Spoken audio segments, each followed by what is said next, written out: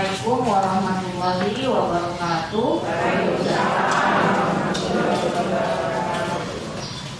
Bismillah, wassalatu wassalamu ala rasulillah wa ala alihi wa man ittaba'a huda. Wa bisyrahli sadri wa yassirli amri wa hlul 'uqdatam min lisani yafqahu qawli. Alhamdulillah, segala puji bagi Allah yang telah mempertemukan kita semua pada pagi hari ini di tempat ini. Yang terhormat Ibu-Ibu Majelis Majelis Taklim Miftahul Hidayah yang sudah berkenan hadir menyempatkan waktunya untuk datang ke sini. Saya sangat berterima kasih ya Ibu-Ibu ya. Jadi Ibu-Ibu, hari ini adalah kami melakukan kegiatan ya, yaitu pengabdian kepada masyarakat.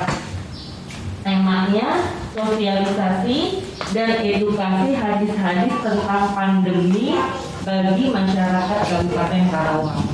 Kami sebagai dosen, tugas kami tidak hanya mengajar Ibu-Ibu, tapi ada namanya Tridharma Perguruan Tinggi, yaitu tugas kami itu harus pengajaran, mengajar di kelas gitu ya. Kemudian ada penelitian ya, mengadakan penelitian dan pengabdian. Nah, ini adalah bentuk kerja kami ya dalam bidang pengabdian kepada masyarakat. Seperti yang kita ketahui ya Ibu-Ibu ya, manusia itu kan hidup di dunia ini tidak selamanya senang ya, tidak selamanya diberi nikmat, tapi kadang juga merasa sedih diberikan cobaan oleh Allah. Ya, cobaan itu banyak. Dalam surah Al-Baqarah ayat 155 ayat sampai 156 ya, Allah berfirman, a'udzubillahi minasyaitonir rajim, bismillahirrahmanirrahim. Walanabluwannakum bisyai'im minal khawfi wal ju'i wa naqsin minal amwali wal anfusi was samarati wa basyyiris sabirin alladzina idza asabathum musibatun qalu inna lillahi wa inna ilaihi raji'un. Jadi kata Allah dalam Al-Quran, kami akan memberikan sedikit ujian. Sedikit kata Allah ya Ibu, sedikit ujian. Apa saja ujiannya? Ujiannya itu kepada manusia dengan sedikit rasa ketakutan kata Allah. Apa? Ya. Kemudian sedikit kelaparan. Kemudian kekurangan harta dan jiwa, ya. Seperti kematian dan kekurangan buah-buahan, makanan. Dan berikanlah kabar gembira untuk orang-orang yang bersabar, kata Allah. Siapakah itu orang-orang yang bersabar? Dijelaskan dalam ayat berikutnya, yaitu mereka yang apabila ditimpa musibah, mereka mengatakan inna lillahi wa inna ilaihi raji'un. Sesungguhnya kami ini semuanya milik Allah dan kepada Allah lah tempat kembali, gitu ya. Jadi semuanya dari Allah dan juga kita akan mengembalikannya kepada Allah yang punya itu. Ya, kita sekarang ya di dunia ini mayoritas negara di dunia ini sedang dapat musibah, yaitu virus ya Ibu ya, berupa virus pandemi wabah yang kita kenal dengan virus corona atau dikenal juga dengan COVID-19 ya, yang mana itu menggegerkan seluruh dunia gitu ya. Jadi sudah lama dunia ini tidak ada wabah, tidak ada pandemi, dan pada akhir tahun 2019 wabah corona ini muncul pertama kali di Cina ya, di Cina, di provinsi Wuhan namanya, dan kemudian menyebar ke negara-negara lain dan sampai ke Indonesia itu pada awal 2020 ya Ibu-Ibu ya. Dan sekarang sudah akhir 2020, berarti sudah hampir setahun ya corona itu belum hilang juga. Bahkan sepertinya tidak ada tanda-tanda akan membaik gitu ya, karena di Karawang saja sudah tetap konsisten ada di zona merah penularan COVID-19.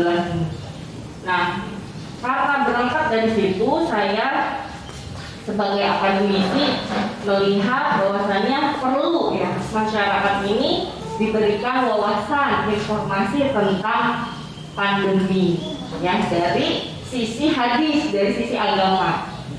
Karena Islam itu adalah agama yang lengkap ya Ibu ya, rahmatan lil alamin. Jadi semua sisi kehidupan kita, aspek kehidupan semuanya dibahas oleh Islam. Ya, kita dari bangun tidur sampai mau tidur itu diberikan arahan oleh agama Islam. Bangun tidur ada doanya gitu ya. Mau masuk kamar mandi ada doanya, ada adabnya. Keluar dari kamar mandi, mau makan, habis makan, bahkan mohon maaf ya ibu-ibu, bahkan mau berhubungan suami istri pun itu ada doanya gitu ya. Ada adab-adabnya agar terhindar dari godaan syaitan gitu ya. Nah itulah betapa lengkapnya ajaran Islam. Begitupun ketika menghadapi pandemi atau wabah seperti sekarang gitu. Islam itu punya petunjuk lewat apa? Lewat hadis-hadis Nabi gitu. Ya. Apa itu hadis, ibu-ibu? Hadis itu adalah perkataannya Nabi, ya, ucapannya Nabi, perbuatannya Nabi, itu hadis ya. Dan juga persetujuan Nabi atau ketetapan Nabi, dan juga sifat-sifatnya Nabi, itu adalah hadis. Nah, banyak hadis dari Nabi yang membahas tentang wabah atau pandemi ini. Ya, jadi dulu ada wabah namanya taun. Ya, taun itu penyakit kulit ibu-ibu. Jadi seperti bisul yang ada di kulit, ya, adanya di pelipan tubuh seperti siku, ketiak, gitu ya, jari. Nah, bisulnya itu ada di situ, kemudian membengkak, panas, gitu ya. Bahkan sampai bisa membuat kulit-kulit sekitarnya itu menghitam gitu ya, memerah, bahkan keunguan gitu ya, saking panasnya bisa merusak tubuh gitu ya. Nah itu ada virus seperti itu zaman dulu gitu ya, namanya taun. Nah Aisyah bertanya kepada Nabi, wahai Rasulullah, apa itu taun? Kata Rasulullah, annahu kana azaban yab'athuhullahu ala man yasha faja'alahu rahmatan lil alamin. Falaisa min abdin yaqta'un fayamkutu fi baladihi sabiran ya'lamu annahu lam yusibahu illa ma kataballahu lahu illa kana lahu mithlu ajri syahid. Rawahul Bukhari. Jadi kata Nabi, taun itu dulu ya adalah merupakan bentuk azab, siksa bagi umat-umat terdahulu, ya. Bukan umatnya Nabi Muhammad, kalau kita umatnya Nabi Muhammad, tapi umat-umatnya Nabi terdahulu kalau tertimpa wabah itu azab gitu ya ibu-ibu ya, seperti Bani Israel gitu ya. Nah tapi kemudian Allah menjadikannya wabah itu untuk orang-orang mukmin itu sebagai rahmat. Kenapa dikatakan rahmat? Karena apabila orang tertimpa wabah, sakitnya itu adalah menjadi penghapus dosa-dosanya gitu ya. Nah, tapi ada syaratnya. Apa syaratnya? Yaitu apabila dia sabar gitu ya, dan mengisolasi diri. Jadi kalau kena wabah, diam di rumah, jangan jalan-jalan. Kenapa? Karena takut nanti virusnya menyebar ke orang gitu ya. Apabila orang yang kena wabah itu meninggal, nanti dia akan mendapatkan pahala seperti pahala orang yang mati syahid. Berarti dijadikan surga gitu oleh Allah. Tapi dengan syarat apabila dia bersabar tadi ya, bersabar, kemudian dia yakin bahwasannya apa yang menimpa dia itu adalah sudah ditetapkan Allah, sudah takdir, sehingga dia menerima.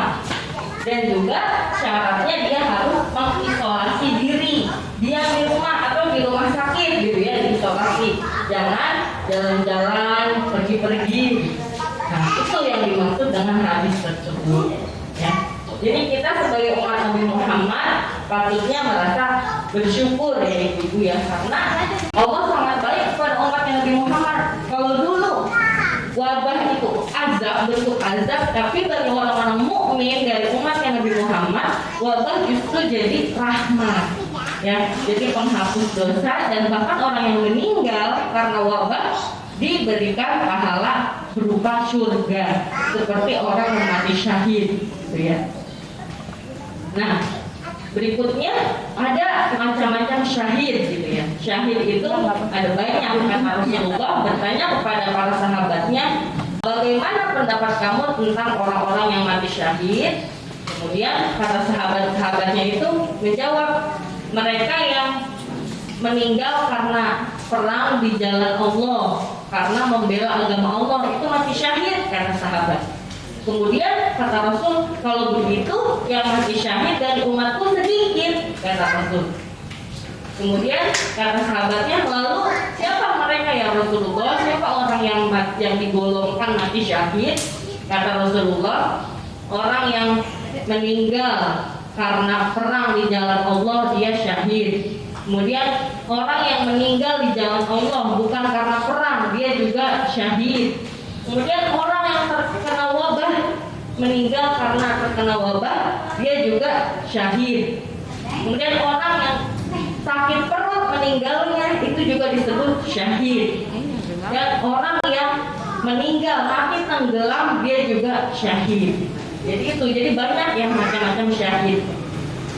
Ada syahid di dunia dan akhirat, ya, yaitu orang yang mati di jalan perang membela agama Allah, yaitu itu syahidnya syahid di dunia dan akhirat. Ada juga yang syahid di akhirat, yaitu apa ya tadi, orang yang terkena wabah, orang yang mati tenggelam, gitu ya, orang yang mati tertimpa bangunan, ya, orang yang sakit perut, itu juga disebut syahid, seperti itu. Ya. Dan dalam menghadapi musibah, ya, Rasulullah juga memberikan petunjuk, ya, wabah, kata Rasulullah, idza sami'tum biqaun bi ardin fala tadkhuluha wa idza waqa'a bi ardin wa antum biha fala takhruju minha. Nah, kata Rasulullah, kalau kamu mendengar ada wabah di suatu negeri, gitu ya, di suatu daerah, maka kamu jangan masuk ke daerah tersebut. Dan apabila terjadi wabah di tempat kamu berada, di tempat tinggal kita, negara kita ada wabah, maka kita jangan keluar dari negara kita. Nah, itu ya Bu ya. Hadis itu relevan, gitu ya, dengan apa yang terjadi sekarang, yaitu pemerintah yang mengharuskan kita untuk karantina wilayah atau lockdown, gitu ya. Hadis tersebut menyuruh kita untuk lockdown. Jadi kalau ada wabah, kita jangan masuk ke daerah yang ada wabah. Dan kalau kita di daerah yang terkena wabah, kita jangan keluar. Itu menurut hadisnya seperti itu. Ya, jadi yang kita lakukan petunjuk dari pemerintah, arahan pemerintah untuk kita menjaga jarak, memakai masker, kemudian mencuci tangan, gitu ya. Itu adalah sudah berdasarkan syariat Islam, gitu ya, hadis-hadis yang saya sebutkan tadi. Ya. Kemudian yang kita rasakan sekarang ketika ada corona, yaitu dampaknya ya ibu-ibu ya, kita merasakan dampaknya. Ada dampak negatif dan ada dampak positifnya. Dampak negatifnya apa ibu-ibu? Pertama-tama corona muncul itu kan masker itu langka ya di pasaran, seperti ditimbun gitu masker itu, nggak ada orang cari-cari masker, susah. Kemudian juga langka juga alat pelindung diri APD ya untuk tenaga medis, susah juga. Kemudian dampak negatif yang lain adalah ditolaknya jenazah ya. Kita sering lihat di TV ada jenazah yang mau dikubur di kampung, ternyata masyarakat itu menolak, gitu ya. Itu kan terjadi juga, itu dampak negatif. Dampak negatif yang lain karena wabah ini meningkatnya kriminalitas, gitu ya. Marak terjadi, kita sering lihat di televisi. Itu karena dampak wabah ya, orang jadi di PHK, orang susah mencari pekerjaan, gitu ya. Kadang pedagang juga jadi sepi ya, karena orang-orang pedagang makanan apalagi orang-orang tidak mau, takut beli karena takut corona, jadi mending masak sendiri di rumah, kan seperti itu. Itu awal-awal corona muncul ya. negatif, ada juga dampak positifnya. Ya, seperti apa? Seperti misalnya orang-orang jadi meningkat kesadaran sosialnya, jiwa tanggal rasa sosialnya jadi meningkat. Ya, banyak orang-orang mampu, public figure gitu ya, artis-artis banyak yang berdonasi, ya, membeli masker, membuat alat pelindung diri dan kemudian disumbangkan, didistribusikan ke puskesmas dan rumah sakit yang ada di Indonesia. Ya. Kemudian juga banyak pemerintah daerah yang menyiapkan lahan untuk pemakaman orang yang meninggal karena corona, itu disiapkan oleh pemerintah. Itu kan dampak positif ya. Dan dampak positif yang lainnya apa yang kita rasakan? Mall ditutup, kemudian hotel-hotel, restoran itu banyak yang ditutup, sehingga orang-orang banyak yang menghabiskan waktu di rumah, ya, bersama keluarganya dan fokus beribadah. Waktu itu pada bulan Ramadan ya, itu orang-orang fokus beribadah di rumah. Nah itu dampaknya ya. Jadi pandemi atau wabah itu ada dampak negatif dan ada dampak positifnya. Kemudian yang terakhir, hikmah apa yang bisa kita petik ya dari wabah corona ini? Ya, hikmahnya mungkin banyak ya ibu-ibunya. Salah satu hikmahnya yaitu kita jadi menjaga kebersihan gitu ya, dengan memakai masker, mencuci tangan, menjaga jarak, kita menjaga kebersihan untuk diri kita dan juga untuk orang lain. Dan juga hikmah yang lainnya, kita jadi tumbuh lebih besar lagi rasa tawakal kita kepada Allah, ya. Karena kita yakin bahwasanya corona ini ya dari Allah gitu ya. Corona dari Allah dan sudah ditakdirkan kepada kita. Kita kalau tawakal kepada Allah, kita yakin bahwasanya apa yang terjadi adalah sudah ditetapkan oleh Allah dari Lauhul Mahfuz, sudah dicatat. Maka kita yang bisa kita lakukan selain berusaha tadi dengan 3M ya, memakai masker, mencuci tangan dan menjaga jarak, itu usaha kita sebagai manusia. Sisa kita itu tawakal kepada Allah, ya. Apa yang terjadi adalah takdir Allah. Karena tawakal adalah salah satu tanda bahwa kita itu iman kepada rukun iman yang terakhir, yaitu iman kepada qada dan qadar. Ya. Jadi mungkin itu saja ibu-ibu ceramah dari saya tentang hadis tentang pandemi. Mudah-mudahan dapat diterima dan dipahami dengan baik. Amin. Aku qauli hadza, astaghfirullah li wa lakum. Wassalamualaikum warahmatullahi wabarakatuh.